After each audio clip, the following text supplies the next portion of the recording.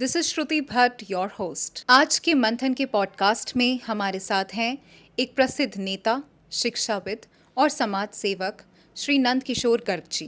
गर्ग जी ने भारत की राजनीति में और शिक्षा के क्षेत्र में बहुत महत्वपूर्ण योगदान दिया है। वो भारतीय जनता पार्टी के एक वरिष्ठ नेता हैं और दिल्ली विधानसभा के सदस्य भी रह चुके हैं। राजनीति और शिक्षा के अलावा गर्ग जी का कोऑपरेटिव बैंकिंग और हॉस्पिटल्स के निर्माण में भी योगदान रहा है। Maharaja Agrasen institute of technology और ऐसी अन्य संस्थानों की स्थापना के साथ साथ उन्होंने समाज कल्याण और कम्युनिटी डेवलपमेंट में भी अपना अमूल्य योगदान दिया है। सबसे पहले तो हम आपका स्वागत करते हैं हमारे पॉडकास्ट में। धन्यवाद। गर्ग जी, इतना अनुभव, इतना योगदान, इतना समर्पण सोसाइटी के लिए, इन सब के पीछे जो आपका उद्देश्य है वो हम सब आपसे जानना चाहेंगे। उद्देश्य कोई नहीं है, ये एक स्वाभाविक जिम्मेवारी है हर नागरिक की। और विशेष तौर पे जिस परिवार से मैं संबंध रखता हूँ उसको पार्टीशन के दौरान उजड़ के आना पड़ा था दिल्ली में, इसलिए कुछ चीज़ों को भुक्तभोगी, कुछ चीज़ों को समझा और एक सामान्य परिवेश से आगे बढ़े। और जिस विद्यालय में पढ़े उस विद्यालय का प्रवेश ऐसा था कि उसके अंदर ये स्वाभाविक गुण ना मेरे में, मैं समझता हूँ स्वतंत्र भारत मिल, ये विद्या मंदिर जिसको नाम से जानते थे लोग, आज भी वो दिल्ली का श्रेष्ठ विद्यालय है। वहाँ के प्रिंसिपल और अध्यापकों का मेरे ऊपर जो प्रभाव रहा उसके कारण से कुछ चीज़ें स्वाभाविक सी हो गई थी। क्यों बचपन में ही 1962 की चीन का हमला देखा तो उस दौरान कैसे राष्ट्र की सुरक्षा की जाए, तो छठी क्लास में ही हमें वो समझ में आई थी। और राष्ट्रीय रक्षा कोष के लिए धन एकत्रित करके और विद्यार्थियों के साथ में जवाहरलाल नेहरू जी की 3 मूर्ति पर उन्हें जब हम भेंट करने गए तो वो दृश्य आज भी मेरे विविडली याद है। 63 जनवरी का, जिसमें इंदिरा गांधी जी पीछे खड़े हैं, देश के सुप्रसिद्ध गायक हैं और हम बच्चे थे 50-40। उसके बाद 65 की पाकिस्तान वाले युद्ध में भी मुझे थोड़ा पार्टिसिपेट करने का अवसर मिला सेवा के नाते। 71 में आते आते सिविल डिफेंस के नाते भी। तो इसलिए एक स्वाभाविक रूप से हम राष्ट्र के प्रति प्रेम, राष्ट्र के प्रति दायित्व और अपनी शिक्षा में नंबर 1 रहना, ये साइमल्टेनियस हो सकता है और हमने कोशिश की और करके भी दिखाया। महाराजा अग्रसेन बेस्ट यूनिवर्सिटीज़ के अंदर आता है। अब इसका कोई मेजरमेंट का तो कोई विशेष तरीका नहीं हो सकता, पर तो राष्ट्र भाव जागृत हो उसके लिए एकेडमिक्स के साथ साथ जो अन्य कार्यक्रम हैं उनके माध्यम से ये सब चीज़ डेवलप होती। आपने संस्कृति के ऊपर भी जोर दिया है यहाँ पे। तो मैं जानना चाहूँगी, संस्कृति और एजुकेशन जो है वो साथ साथ पैरेलल चल सकती हैं? चल सकते नहीं, चलने ही चाहिए। कि संस्कृति क्या है? हमारे संस्कारों की अभिव्यक्ति। जी। एक अच्छे ढंग से तो हमारे जो, यदि पेड़ों को, मेरी माँ, आपकी माँ, तुलसी को, बड़ को, पीपल को क्यों पूजते हैं? क्यों? वो हमेशा ऑक्सीजन देते हैं। तो ये संस्कार हमारे अंदर आ जाएं तो आज ग्रीनरी की बात करते हैं, पर्यावरण की बात करते हैं, स्वयं हमारी स्वाभाविक चीज़ें थी। यमुना में स्नान करने जाएं, कपड़े पहन के न जाएं, तो भगवान कृष्ण ने एक एपिसोड से हमें सिखा दिया था कि वस्त्रों को चुराया था। तो समझ में आ गया सबको? नहीं। जल को हम देवता मानते, वरुण को, और सिंधी लोग तो भगवान ही मानते। तो क्यों मानते? वो वरुण है तो उसको उसी इज्जत दो, उसके अंदर थूकना वर्जित है, उसको गंदा करना वर्जित। अगर ये चीज़ समझ में आए तो नदियाँ गंदी क्यों हो गई, नदियाँ समाप्त क्यों हो गई? हमने अपने संस्कार छोड़ दिए थे। संस्कार छोड़ने से संस्कृत भाषा छोड़ दी, संस्कृत भाषा छोड़ दी तो आधे शब्द ही हमारे गायब ही हो गए। इसलिए फिर से पुनर्स्थापना हो, ये परंपराएं हैं। आखिर ये भारत कब से चल रहा है? जब से सृष्टि की रचना हुई। सृष्टि की रचना को 1,92,00,000 साल प्लस है। ये गणना तो कोई लिख भी नहीं सकता। जिनको 10 तक गिनती आती थी वो भी डंडे लगा के 1, 2, 3। पूरे विश्व में अंक हमने दिया, शून्य हमने दिया। और शून्य और एक ना हो तो विज्ञान के अंदर कुछ भी नहीं है। जी। विज्ञान सारा ही शून्य और इस पे आधारित है। इन्फिनिटी क्या होती है किसी को समझाना कोई आसान है क्या? परंतु भारत की उसमें सारी चीज़ें हैं। असीम शब्द क्यों है? आकाश और धरती जहाँ मिलते दिखाई दें उसको हम क्या बोलते हैं? अभी सारी चीज़ों को हमने भुला लिया। हम केवल पश्चिमी जगत की बताई हुई बातों पे विश्वास करते रहे। पश्चिमी जगत के अंदर क्या था? पृथ्वी स्थिर है और सूर्य उसके चारों ओर घूमता है, जबकि था उल्टा। और हमारे पुराने टाइम से, रामायण महाभारत काल से ग्रह नक्षत्र और सब चीज़ों का पंचांग जो है जिसमें 5 अंग हैं एक दिन के, उसके अंदर कौन सा राहु काल है, कौन सा ये काल है, वो सारा हमारा डेली बताया जा सकता है, परंतु उसको हमें ध्यान ही नहीं। अब आज कौन सी तिथि है? हम अगर 6 जने हैं बैठे, किसी को याद नहीं होगा कि आज एकादशी है। ये इसलिए पता नहीं कि हमने प्रयोग करना छोड़ दिया। घरों के अंदर यही प्रयोग होते थे तो उनको ये ईस्वी कैलेंडर आता नहीं था। ईस्वी कैलेंडर का ये रूप आया 400 साल पहले, जो आज भी पूरी तरह ठीक नहीं है। दिसंबर का अर्थ है 10वां, नवंबर का 9वां, यही लैटिन में भी यही अर्थ है, संस्कृत में भी। सेप्टा का मीन 7, अगर सेप्टा 7 है तो फिर 9 आज क्यों हो गया? जनवरी पहला कब हुआ, फरवरी कब इसमें जुड़ा, ये क्यों हमें बताया ही नहीं कि ना आवश्यकता समझी हमने। जैसा आपने बताया कि हम भारत ने ही शून्य दिया, एक की पहचान दी, इन्फिनाइट के बारे में बताया, लेकिन आजकल युवा जो है वो वेस्टर्नाइज्ड कल्चर की साइड जा रहा है, बाहर जॉब्स मिल रही है वहाँ जा रहा है। तो क्या कोई ऐसे ऑब्जेक्टिव्स हैं हमारे पास कि जिनसे हम उनको यहाँ पे रोक सकें? मैं समझता रोकना आवश्यक भी नहीं है, रोकना चाहिए भी नहीं, क्योंकि पहले जो ब्रेन ड्रेन था हमारा, जिसको हम कहते थे 30 साल पहले, आज मैं कहता हूँ ब्रेन गेन है। मेरा बच्चा जो जा रहा है, हमारे भी मेरे ख्याल 1000 से ज़्यादा स्टूडेंट्स बाहर यहाँ से जा चुके महाराष्ट्र अमेरिका में। तो वो सब वेल सेटल्ड हैं, सब भारत से जुड़े हुए हैं, हमारे एलुमनाई के नाते भी जुड़े हैं, कि बाहर जाके उनका सोच और विस्तार हो। आज अमेरिका की कोई यूनिवर्सिटी नहीं है जहाँ यदि चीन की और भारत के विद्यार्थी ना हो तो वहाँ पढ़ने वाले नहीं हैं। क्यों?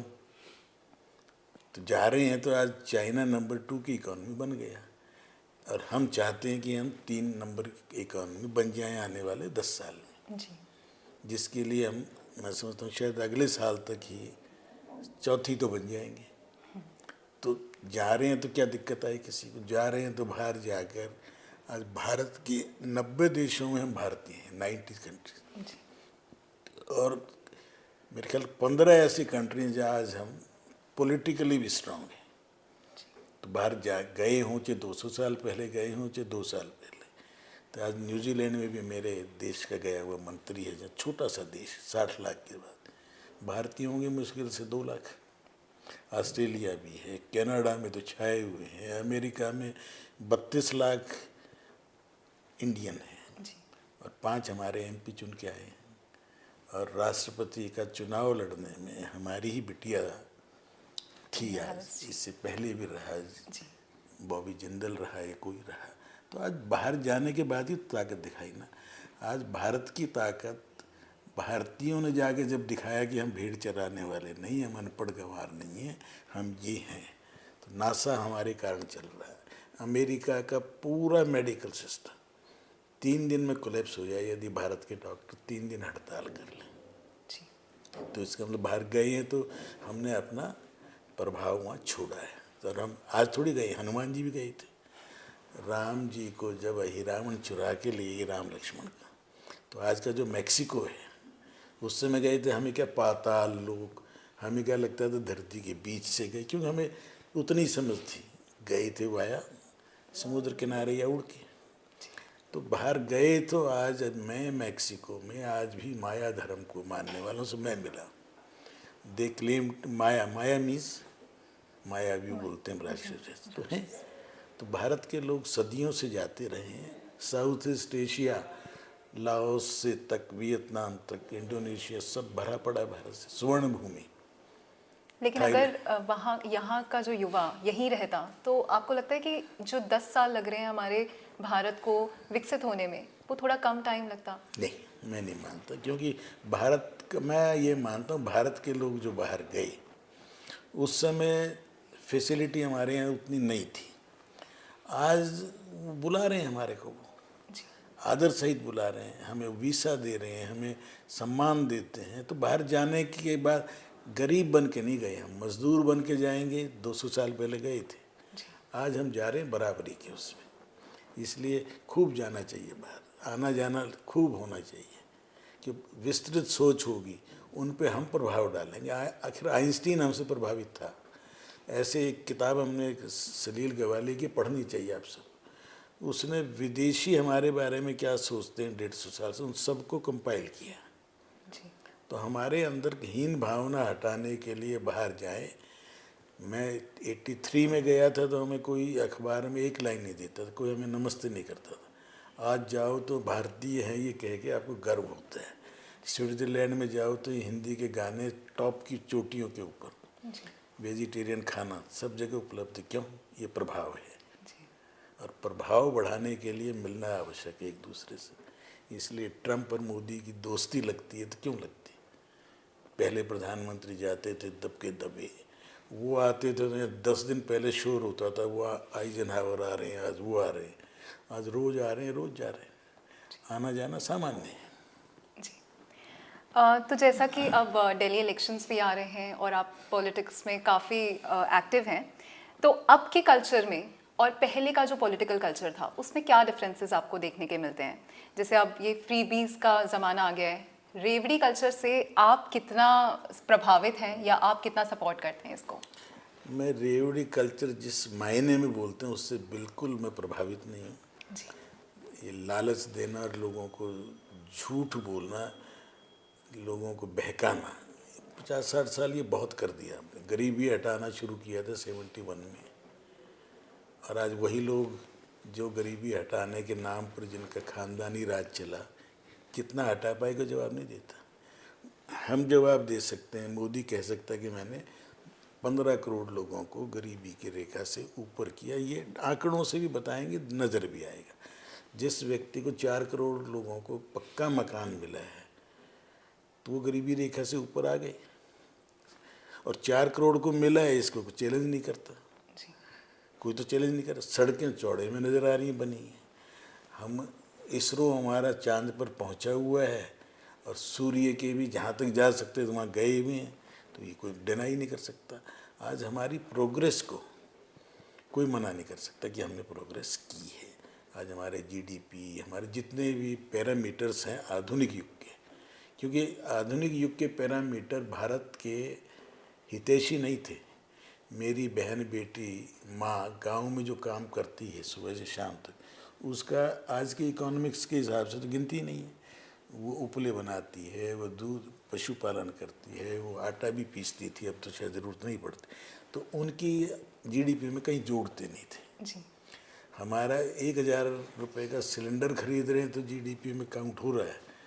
वो माँ जो 1000 रुपये का सिलेंडर अपनी लकड़ी से या उपले से पूरा करती, उसको गिनते ही नहीं थे। तो हमें गरीब डिक्लेयर किया। हम गरीब थे नहीं, हमें सब चीज़ें मिले, रोटी कपड़ा मकान। ये एक सपना था शहीद भगत सिंह से लेकर सब लोगों का, वो आज पूरा हो रहा है। मैं 200 यूनिट बिजली फ्री दूंगा, दूसरा कह रहा है मैं 300 दे दूंगा।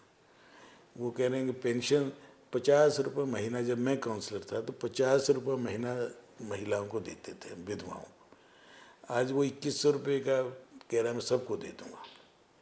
बजट कैलकुलेट करके बता कैसे देगा। दूसरा कह रहा है जी मैं वो झारखंड वाला का आके बोल रहे मैंने दे दी है। तो पता किया मैंने, हाँ दे दी 2 महीने की, और बंद किस किस की? जो पहले ओल्ड एज वगैरह मिलती उनकी बंद हो गई। तो ये सब चीज़ें, इस कंपटीशन से कुछ नहीं होगा।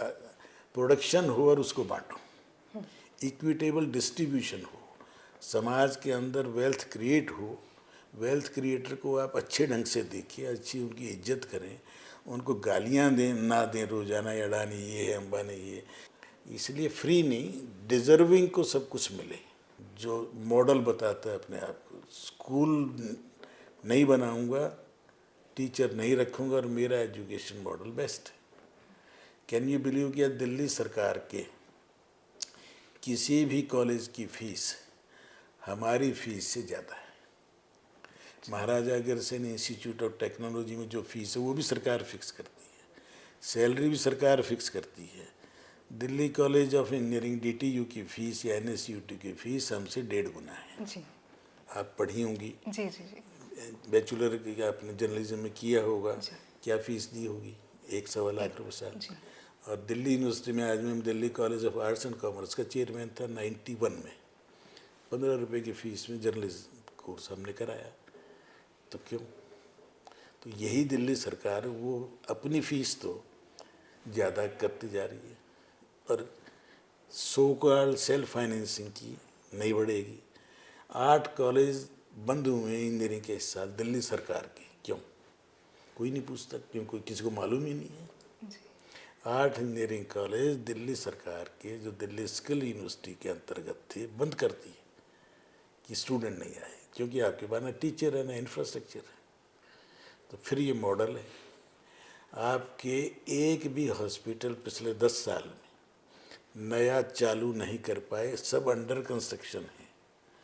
बराबर में निठारी है, सुल्तानपुरी है, संजय गांधी में ट्रामा सेंटर है, समसपुर है। ये 1978 में शिलान्यास हुआ था खुराना जी का। आज तक 1500 बेड का सुन रहे हैं हम। जी चालू होगा, चालू होगा, चालू होगा, चालू कब होगा किसी को नहीं मालूम। तो इसे मॉडल बोलते हैं। मोहल्ला क्लिनिक में रिटायर्ड डॉक्टर बिठा दिए, 10 दवाई नहीं है उसके पास, टेस्ट के नाम पर करोड़ों रुपए का बंगलिंग हो गई, सारे के सारे अंदर जाने की तैयारी में हैं। तो मैं समझता हूँ आज की तारीख में रियलिस्टिक हूँ, जितना मेरे पास पैसा है उसके अंदर काम करें। भारत की ताकत भारत की महिलाओं के द्वारा है। 24% की बचत है, जहाँ तक मैं समझता हूँ बताएंगे जो आर्थिक चिंतक है। भारत में गरीब से गरीब 100 रुपये कमाकर 20-22 रुपये बचाता है, ताकि उसको संकट के टाइम, पढ़ाई, बीमारी के टाइम, शादी के टाइम पैसा रहे।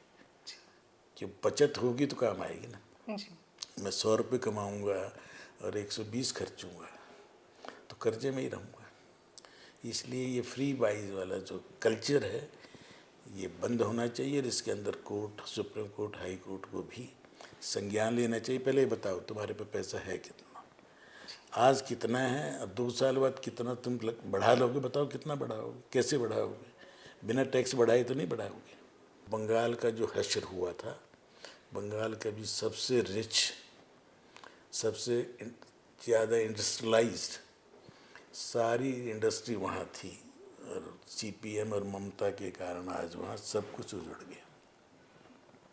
फ्री के चक्कर में कुछ भी चीज़ नहीं बची, विजन है नहीं। दिल्ली की समस्याएं क्या है वो मालूम ना हो तो बरसात में सड़क का पानी नहीं हटता, गर्मी में पानी पीने को नहीं मिलता, और फिर वो कहते हैं हमने इसको पेरिस बनाएंगे। अरे पेरिस मत बनाओ, इसको भारत को भारत रहने दो। तो इन सबको टैकल करने के लिए मुझे लगता है युवाओं का बहुत बहुत बड़ा योगदान होगा। तो युवा यदि सोच समझ के पहले तो तय करें, सब संकल्प लें कि हम वोट जरूर बनवाएंगे और डालेंगे। वोट डालते समय जाति को नहीं देखेंगे, धर्म को नहीं देखेंगे, क्वालिफिकेशन को भी ध्यान देंगे, उसका बैकग्राउंड क्या है। कोई आदमी गरीब है और वो कह रहा है मैं MLA बन के ये कर दूंगा, तो पहले तो तू बता तू अपनी रोटी कहाँ से खाएगा, ये खा रहा है, उसका जवाब तो चाहिए ना, जब तो तू मेरे लिए करेगा कुछ। दिल्ली की, इसलिए दिल्ली की समस्याओं के बारे में जानकारी होना, उनको टैकल करने के तरीके समझ आना, उसके लिए भी साल 6 महीने का कोर्स होना चाहिए। जी काउंसलर बन गया, MLA बन गया और उसे किसी चीज़ के नॉलेज ही नहीं, तो जैसे अफसर चलाएंगे वैसे चलता रहेगा। जी दिल्ली के अंदर ही अन्ना का आंदोलन चला तो हम लोग भी उसमें साथ थे, उसी में से ही निकले थे मुख्यमंत्री। जी अब जो कहा था कि मैं कांग्रेस से हाथ नहीं लगाऊंगा, मैं कोठी में नहीं रहूंगा, मैं सुरक्षा नहीं लूंगा, मैं गाड़ी नहीं लूंगा, मैं बंगला नहीं लूंगा, सबसे उल्टा चला ना, जी औरों का भी बाप निकला। इसलिए कथनी और करनी में अंतर ना हो, प्रैक्टिकल प्रैग्मेटिक अप्रोच लेके चले, सबसे बना के चलना पड़ेगा। चीफ सेक्रेटरी से लेके नीचे तक किसी अफसर से मेरी बनती ना हो तो मैं काम किससे लूँगा। अगर मेरे इस इंस्टीट्यूट में मेरे डायरेक्टर्स, मेरे स्टाफ, मेरा PN2 लेके हो, उनको यदि मैं रिस्पेक्टफुली सही समय पे सैलरी मिले तो उनको कह सकता हूँ भाई आप लोग मेहनत करिए, बच्चों को संस्कार दीजिए, बच्चों के साथ घुल मिलिए और बच्चों को अपना बच्चा समझिए। परंतु इनको टाइम पे सैलरी ना मिले। अब कोरोना काल में दिल्ली में सरकार नहीं दे पाई समय पे सैलरी, परंतु हमारे जो संस्कार थे हमने तय किया था कि 7 तारीख से 8वीं नहीं होने देंगे और किसी की कटौती नहीं होनी चाहिए। तो कहने से तो काम नहीं चले, करना पड़ा। उसके लिए पैसे की ज़रूरत पड़े तो ला के डालना भी पड़ेगा। इसी ढंग से पॉलिटिक्स के अंदर आए लोग, स्वागत है। मोदी जी तो चाह रहे हैं कि मैं 10 लाख नए लोगों को ट्रेंड करके राजनीति में लाऊं। परिवारवाद को ख़त्म करना चाहते हैं, पर कैसे ख़त्म हो? क्योंकि जब मेरा बेटा ही चुनाव लड़े, बेटे का बेटा लड़ेगा या मेरी पत्नी लड़ेगी, वो नहीं है तो मैं किसी को भी नहीं दूंगा, मैं जेल में रह के भी राज करूंगा। इस स्थिति में तो देश नहीं चल सकता। तो जैसा कि हमने जाना, युवाओं का रोल जो है पॉलिटिक्स में बहुत इम्पोर्टेंट है, लेकिन जैसे DU में अभी स्टूडेंट पॉलिटिक्स है, IP यूनिवर्सिटीज़ या प्राइवेट यूनिवर्सिटीज़ कह लीजिए, महाराजा अग्रसेन यूनिवर्सिटी में अभी तक स्टूडेंट पॉलिटिक्स का कोई महत्व नहीं दिख रहा है। तो क्या आने वाले सालों में हम देख सकते हैं स्टूडेंट पॉलिटिक्स में एंटर होते हुए इन यूनिवर्सिटीज़ को भी? मैं उन लोगों में हूँ जिन्होंने दिल्ली यूनिवर्सिटी के भी 3 कॉलेजों में चेयरमैन रहा और वहाँ मैं स्टूडेंट्स की सो कॉल्ड स्टूडेंट पॉलिटिक्स को नहीं आने दी। वहाँ पर डूसू के चुनाव नहीं होते, परंतु कॉलेज के होते हैं, क्लास के होते हैं। मैं हंसराज कॉलेज में पढ़ा तो हमारे क्लास के अंदर चुनाव होता था, फिर स्ट्रीम वाइज होता और फिर हम मिलके MP प्राइम मिनिस्टर चुनते थे। वो जो सिस्टम था उसमें सबका खुला चुनाव नहीं था, धींगा मस्ती नहीं थी। आज दिल्ली में कौन लोग चुनाव लड़ रहे हैं? पिछले 15 साल से उठा के देखिए, कोई एक भी डूसू का अध्यक्ष ऐसा बना है कि जो बाद में दिल्ली में किसी जगह जाके कामयाब हुआ हो। लास्ट नूपुर शर्मा थोड़ा बहुत नाम था, या अलका लांबा, उसके बाद तो कोई नहीं सुना होगा। हमने देखा कि MAIT की इनॉग्रेशन में former prime minister Atal Bihari Vajpayee ji आए थे। महाराजा अग्रसेन यूनिवर्सिटी में मिस्टर प्रणब मुखर्जी भी आए थे, और हाल ही में मेट को जो 25 साल कंप्लीट हो गए हैं उसके इनॉग्रेशन में रामनाथ कोविंद जी आए और कंक्लूजन में जगदीप धनखड़ जी आए। तो इन सभी दिग्गजों के साथ आपकी काफ़ी बातचीत रही है, कुछ ऐसी बातें जो आप हम सबसे शेयर करना चाहें यहाँ पे? इन लोगों के साथ कुछ जैसे कुछ आदर्श होते हैं ना, तो जब हम पढ़ते थे उस समय आदर्श लोगों को लिखते हैं माई फेवरेट लीडर, तो 90% जवाहरलाल नेहरू लिखते थे। मेरे अध्यापक थे, मुझे आज भी नाम भी ध्यान है, सब्बरवाल जी। कह रहे नहीं बेटा, तुमने नेहरू पे नहीं जयप्रकाश नारायण पे लिखूंगा। जी आप बताओ कुछ। अब 7वीं के अंदर उसने जितना बताया, मैं जयप्रकाश नारायण को स्टडी किया और जयप्रकाश नारायण की स्टडी करते करते हम तिहाड़ जेल पहुंच गए इमरजेंसी में, उनके आंदोलन में सम्मिलित हो गए।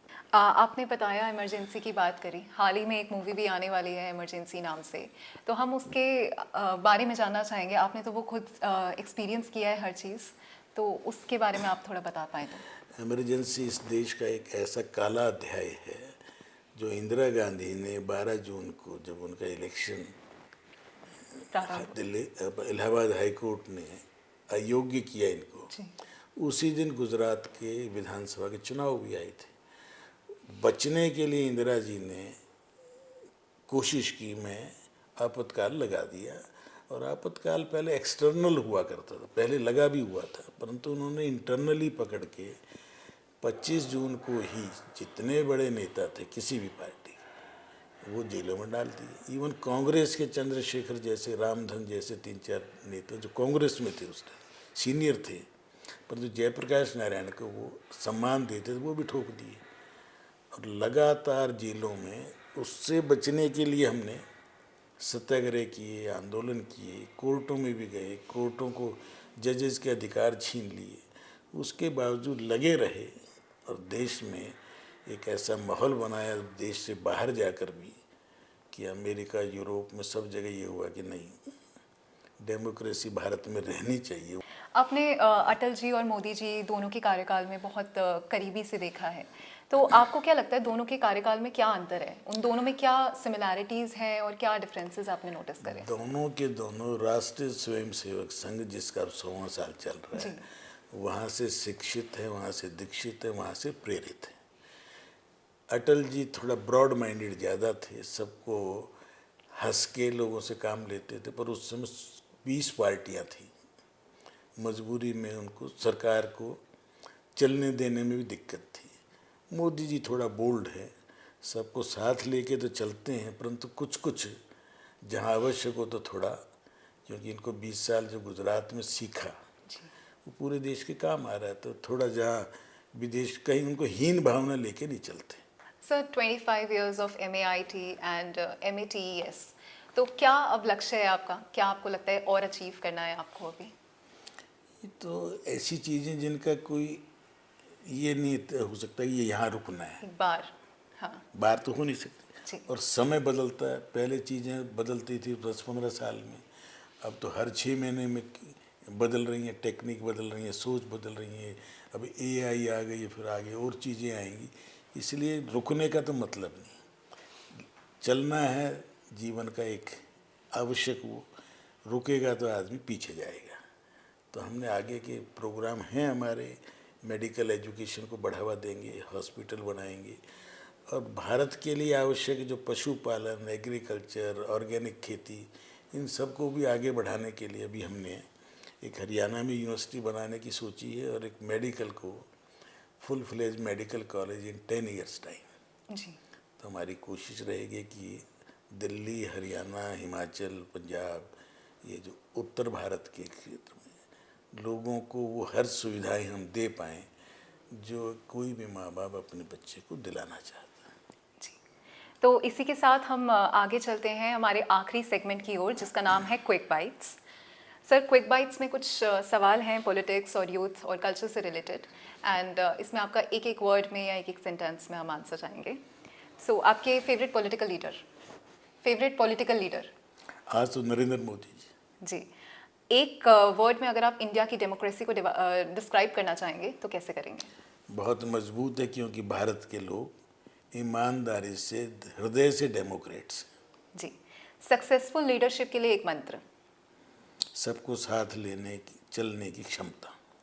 पॉलिटिकल इशू जिसको आप चाहते हैं कि सब ध्यान दें? जातियों से ऊपर उठकर आपस में प्रेम से एज इंडियन रहें कि माता भूमि पृथिव्यो अहम पुत्रा। यदि इसको हम मान लें कि माँ है मेरी और हम सब इसके बेटे बेटी हैं, तो सब भेद समाप्त हो जाएं। जी। यूथ को डिस्क्राइब करेंगे अगर एक वर्ड में तो कैसे करेंगे? फुल ऑफ एनर्जी हो, आगे बढ़ने के लिए हमेशा तैयार हो। जी। एक इम्पॉर्टेंट क्वालिटी जो आप देखते हैं हर एक लीडर में होनी चाहिए? देश के प्रति उसकी निष्ठा और देश के प्रति उसका विश्वास, ये अपने में होगी तो वो औरों को दे पाएगा। एक ऐसी स्किल जो यूथ को अपने अंदर लानी ही चाहिए? हर व्यक्ति को कुछ ना कुछ काम आना चाहिए, कोई काम जो उसकी रुचि का हो, जिसको एक्स्ट्रा एक्टिविटी का कहें या खेल का कहें, नाटक का, जो भी उसकी इच्छा, पर एक एक्टिविटी उसको रोज़गार के अलावा उसको ज़रूर होनी चाहिए उसके। यंग एंटरप्रेन्योर्स के लिए कोई एडवाइस आप देना चाहें? रिस्क टेकिंग का तो उसमें क्षमता हो, परंतु बहुत ज़्यादा भी ना हो। अपने साधनों को देख के, अपनी क्षमता को देख के, और उसके लिए आवश्यक है और लोगों को साथ जोड़ के आगे बढ़ेगा तो उसको निश्चित सफलता मिलेगी। इंडिया के कल्चर और उसकी डाइवर्सिटी को अगर आप डिफाइन करें एक वर्ड में तो कैसे करेंगे? वो कल से परसों से महाकुंभ होगा, तो इंडिया को किसी ने देखना और समझना हो तो टेलीविज़न पर 1 महीना उसको देखे बस। जी, एक ऐसा ट्रेडिशन जो इंडिया का है और जिसको आप बहुत ज़्यादा चेरिश करते हैं और चाहते हैं कि यूथ भी उसको फॉलो करें? सादा जीवन, उच्च विचार। तो इसी के साथ हमारा नंद किशोर जी के साथ ये पॉडकास्ट समाप्त करते हैं और आशा करते हैं कि आप सभी को इससे बहुत प्रेरणा मिलेगी और आप इन सभी अनुभवों से कुछ सीखेंगे और जिंदगी में आगे बढ़ेंगे।